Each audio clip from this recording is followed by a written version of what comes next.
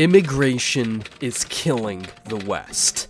We live in one of the freest, most peaceful, and prosperous periods in human history.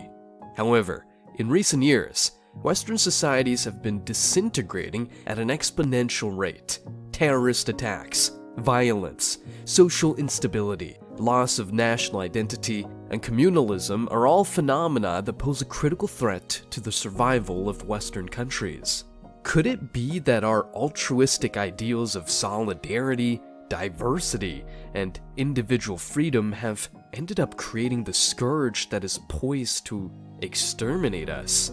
To answer this question, I will rely on recent studies, statistics, and reports, the sources of which are available in the description. Without further ado, let's get to the heart of the matter. Before defining the threat that immigration poses to the West, it is important to specify the type of immigration in question. The effects of immigration vary depending on the type of immigrants comprising it. Immigration from developed countries, culturally similar to the destination country and willing to assimilate, does not present the same challenges as immigration from poor countries, culturally different and resistant to integration. In the case of Europe, for example, migrant populations predominantly come from North Africa, the Middle East, and Sub-Saharan Africa, geographic areas that share extreme poverty as a common trait, along with religious and cultural identities that are in stark contrast to European values. However, with our social welfare programs and our ideals of diversity, we will coexist and make immigration the engine of a new era of prosperity. Won't we? According to quarterly statistics on incarcerated individuals in France, approximately 25% of the prison population is composed of foreigners, even though they represent only 7% of the general population. However, the actual figures are much more alarming, since these statistics only consider first-generation immigrants as such and count second- and third-generation immigrants as French citizens. By adjusting the numbers to account for second- and third-generation immigrants, it becomes evident that a demographic group of North African origin makes up the majority of the French prison population, as observed by the sociologist Farhad Khosrow-Kavar in his book Islam in Prisons. This phenomenon is not limited to France. As a Rhenish Post investigation shows that in Berlin and Hamburg, more than 50% of prisoners are foreigners. This investigation also notes a significant increase in the number of Islamists in the German judicial system.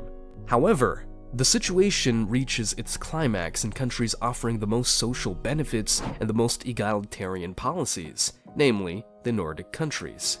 For instance, in Finland, the crime rate is 17 times higher among migrants. The worst example is Sweden, where a report from the Swedish Crime Prevention Agency establishes that immigrants are suspects in 73% of murder cases.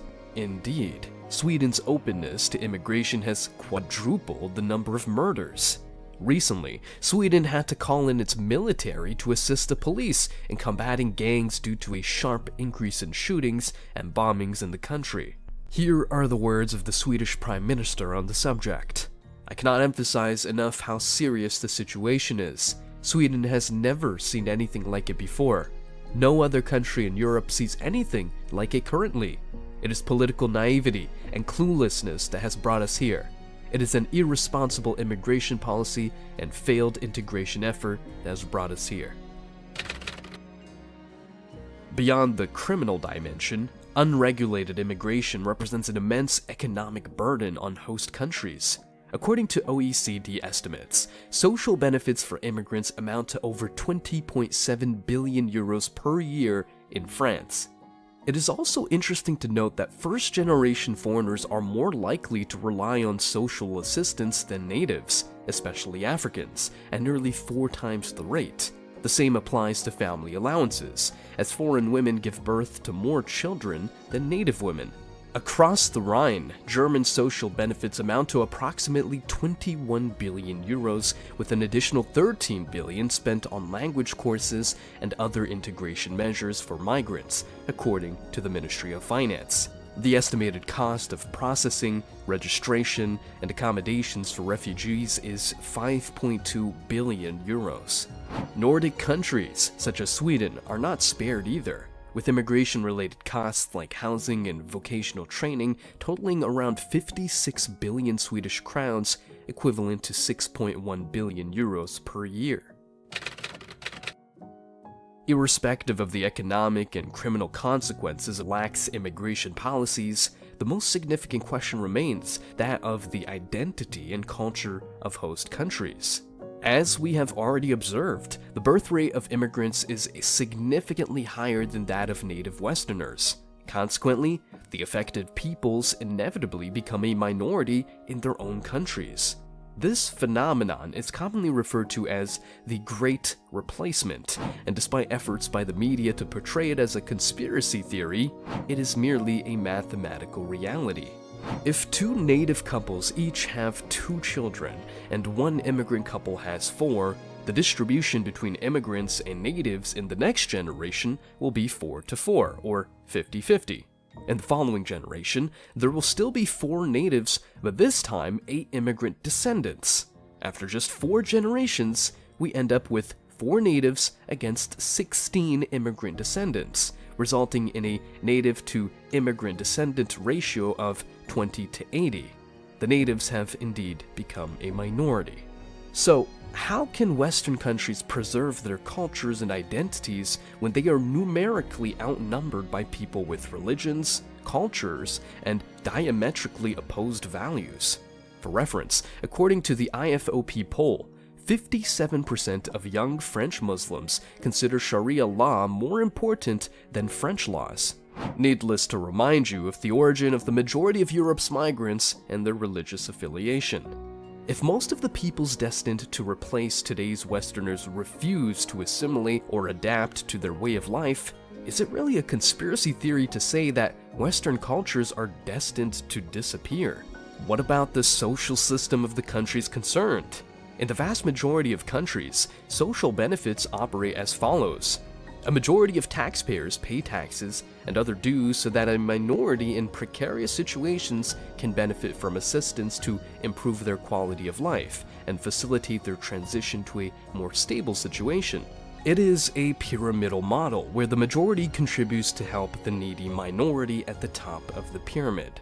The problem is that, as defined earlier, Westerners are replaced by migrants, the same migrants who experience the greatest precariousness and benefit from the majority of social aid.